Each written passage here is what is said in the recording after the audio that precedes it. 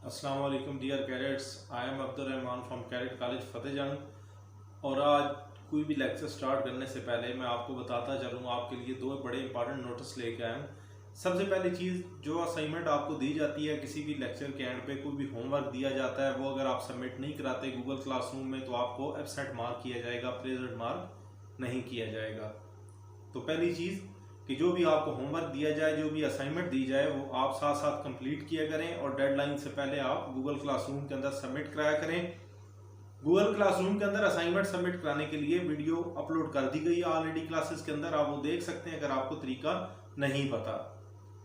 लेकिन असाइनमेंट जमा कराना बहुत ज़रूरी है। असाइनमेंट जमा न कराने की सूरत में आपको प्रेजेंट मार्क नहीं किया जाएगा क्लास में। डियर कैडेट्स, दूसरा इंपॉर्टेंट नोटिस जो मैं आपके लिए लेके आया हूँ वो है टेस्ट सीरीज का आगाज जो कि होने जा रहा है 13 मई से। तो 13 मई से टेस्ट सीरीज का आगाज होने जा रहा है। तो साइंस 8th क्लास साइंस का पहला चैप्टर जो है इस टेस्ट सीरीज के अंदर शामिल होगा। इसके अंदर वही क्वेश्चन शामिल होंगे जो कि ऑलरेडी आपको प्रीवियसली पहले लेक्चर्स के अंदर, पहले 2 लेक्चर्स के अंदर दे दिए गए, इस लेक्चर के अंदर भी दिए जाएंगे और इसी तरह अगले आने वाले 13 तारीख तक लेक्चर्स के अंदर भी जो कुछ आपको पढ़ाया जाएगा वो सारा चैप्टर नंबर 1 आपका शामिल होगा इस टेस्ट सीरीज के अंदर। तो इस वजह से जो भी आपको होमवर्क दिया जाए वो आप साथ साथ याद किया करें, कापियों में लिखा करें और गूगल क्लासरूम के अंदर जमा कराया करें।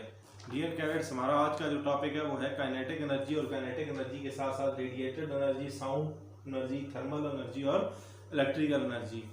For this topic of kinetic energy, you have to open page number 7 of your book, as you can see on the side of the screen. तो what is kinetic energy? Kinetic energy कौन सी energy होती है? Is the energy an object has due to its motion or movement? हमने पढ़ा था पहले potential energy. Potential energy due to position of an object होती है, जबकि काइनेटिक एनर्जी किस वजह से होती है? Due to its motion and movement. किसी भी चीज की हरकत की वजह से जो एनर्जी उसके पास होती है वो आपके पास काइनेटिक एनर्जी होती है। All moving thing have kinetic energy. हर मूव करने वाली चीज के पास काइनेटिक एनर्जी होती है। That is why it is sometimes refers to as movement energy. इसी वजह से हरकत करने वाली चीजों के पास जो एनर्जी होती है उसको आप क्या कहते हैं? Kinetic energy. तो कहता है कि दैट इज व्हाई, इसी वजह से समटाइम रेफर्ड एज, तो इसे आप इशारतन आप क्या कहते हैं? मूवमेंट एनर्जी की। कौन सी एनर्जी है? जो हरकत कराती है। तो इसका दूसरा नाम हरकी तवानाई। हरकी तवानाई का मतलब हरकत कराने वाली तवानाई, जिस कि ये वो एनर्जी होती है जिसकी वजह से कोई भी चीज मूवमेंट करती है। Although there are many form of kinetic energy, कहता है बहुत सारी हमारे पास अकसाम है काइनेटिक एनर्जी की। This type of energy is often associated with the movement of larger object. तो दिस टाइप की जो काइनेटिक एनर्जी है ये बड़ी चीजों की जो हरकत होती है उसके साथ हम इसको स्टडी करते हैं। छोटी चीजों के पास नहीं, बल्कि बड़ी चीजें, जब कोई बहुत ट्रक होगा, कोई जहाज होगा, जब वो मूव करेगा तो उसके लिए उसके पास जो एनर्जी होगी वो आपके पास काइनेटिक एनर्जी होगी। अब हम नेक्स्ट पेज पे मूव करते हैं, बल्कि इससे ही पहले kinetic energy of an object depends on both its mass and velocity. तो काइनेटिक एनर्जी किन चीजों पे डिपेंड करती है? इसके मास और वेलोसिटी। किसी चीज के पास अगर मास मौजूद है और मास होने के साथ, वजन होने के साथ वो हरकत अगर करती है तो फिर तब उसके पास जो एनर्जी होगी वो होगी kinetic energy.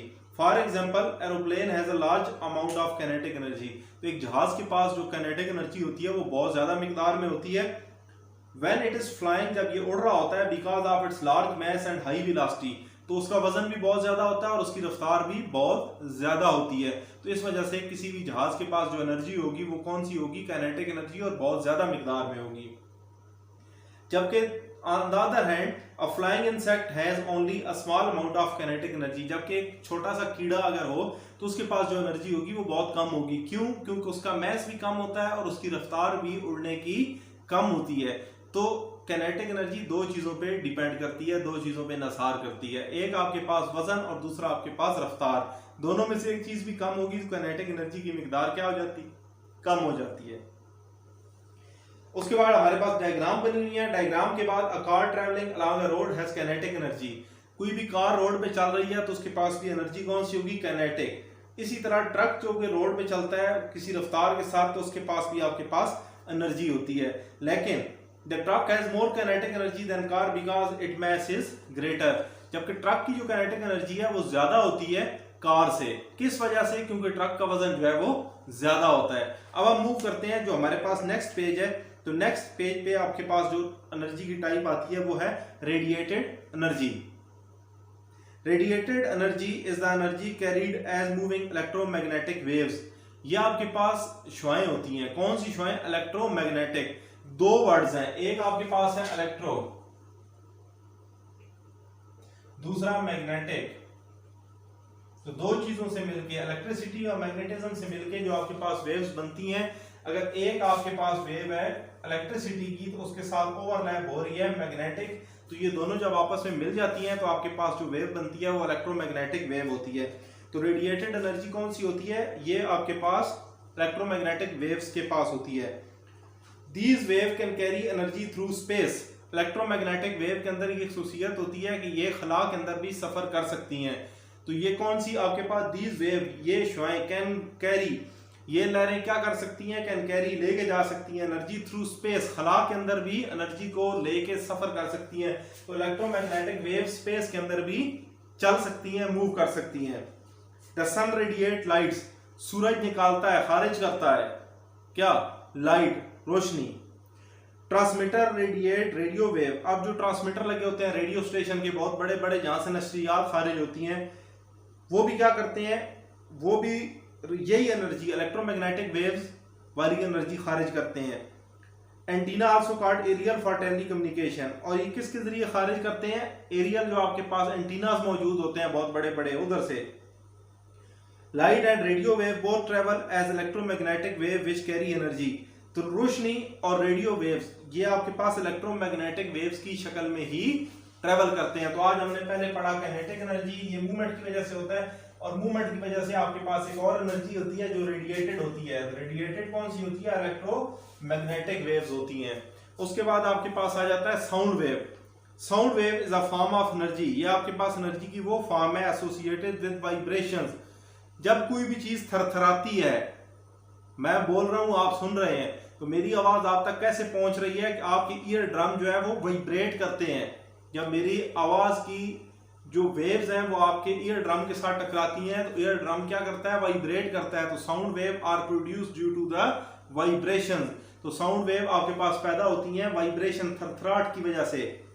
Sound are made whenever a force make an object vibrate.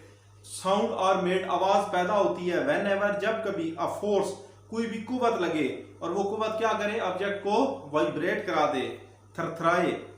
Energy is transferred in longitudinal, compressional, refraction wave. तो साउंड वेव कौन सी टाइप होती है आपके पास वेव्स की? जैसा कि हमने पढ़ा कि रेडिएटेड एनर्जी इलेक्ट्रोमैग्नेटिक वेव्स होती हैं, तो इस तरह साउंड एनर्जी आपके पास कौन सी वेव होगी? लैग्निट्यूडनल वेव होती हैं।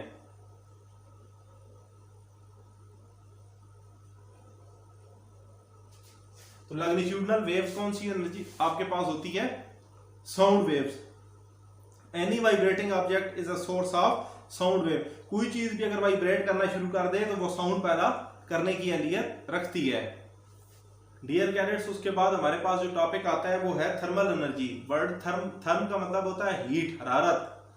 थर्मल और heat energy is due to the fast moving particle in hot object. जब भी किसी चीज को हम गर्म करते हैं, हम पानी को गर्म करें, तो पानी जब गर्म होता है तो क्या होता है?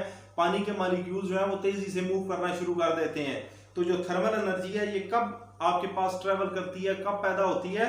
जब आपके पास किसी भी चीज के जो पार्टिकल हैं वो तेजी से मूव करना शुरू करें। When an hot object cools down, जब कोई गर्म चीज ठंडी हो जाती है, its atom and molecule slow down, तो इसके एटम और मॉलिक्यूल क्या करते हैं?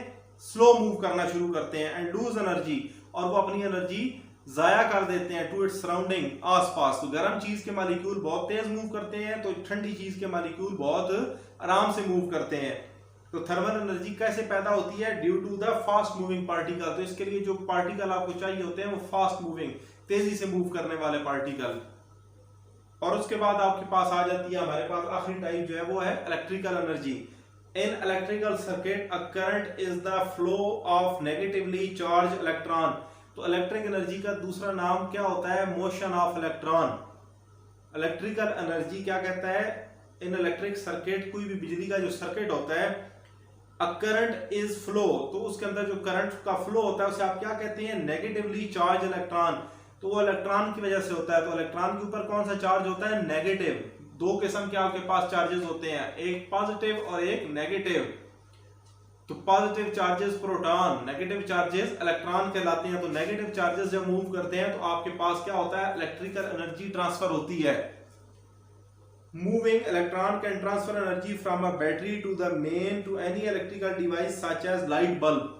तो क्या कहता है? मूविंग इलेक्ट्रॉन, जो इलेक्ट्रॉन एक जगह से दूसरी जगह मूव करते हैं, कैन ट्रांसफर एनर्जी, वो तवानाई को लेके जा सकते हैं, मुंतकिल कर सकते हैं फ्रॉम अ बैटरी। अब देखिए, आप एक बैटरी लगाते हैं, उस बैटरी के अंदर जो इलेक्ट्रॉन है वो मूव करते हैं तार के जरिए और लाइट और बल्ब तक चले जाते हैं, पंखों तक चले जाते हैं।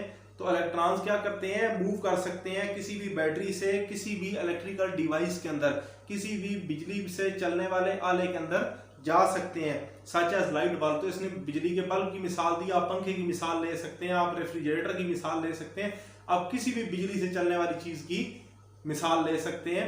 तो करंट जो है वो बैटरियों के अंदर स्टोर होता है और बैटरियों के अंदर से इलेक्ट्रॉन्स की मदद से मूव करता हुआ तारों के जरिए होता हुआ किसी भी आले के अंदर, किसी भी इलेक्ट्रिकल डिवाइस के अंदर जा सकता है।